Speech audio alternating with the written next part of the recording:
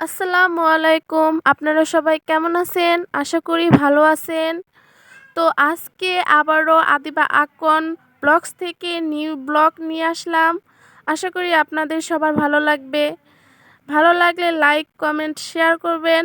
তো আজকে দেখেন আদিবা ছোট মাটির চুলায় রান্না করতেছে।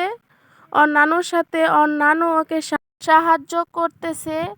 তো এই যে আদিবার ভাত প্রায় রান্না শেষ। ভাত বলকাইতেছে, ভাত ফুটেও গেছে। তো আসলে এইভাবে রান্না করা খুবই ভালো লাগে। তো সবাই এভাবে ছোটোবেলায় রান্না করে খেয়েছি। আপনারাও হয়তো এইভাবে রান্না করে খেয়েছেন। তো এই রান্না করাকে কি বলে? এইভাবে রান্না করে খাওয়া চড়ুই ভাতি বা জুলাপাতি বলে।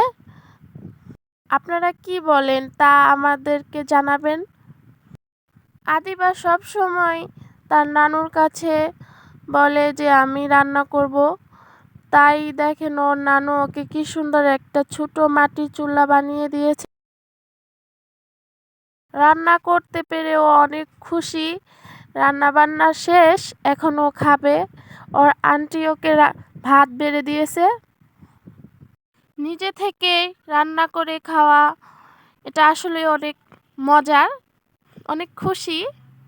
তো দেখেন না কিভাবে বসে রয়েছে, ভাতের দিকে তাকিয়ে রয়েছে। ও অনেক খুশি। নিজে থেকে ভাত রেঁধে খাওয়ার মজাই আলাদা। তো ভিডিওটি ভালো লাগলে আপনারা বলবেন, আপনাদের জন্য আরও নতুন নতুন ভিডিও নিয়ে আসবো। তো আপনারা সবাই ভালো থাকবেন। আদিবা এখন ভাত খাবে। বাই।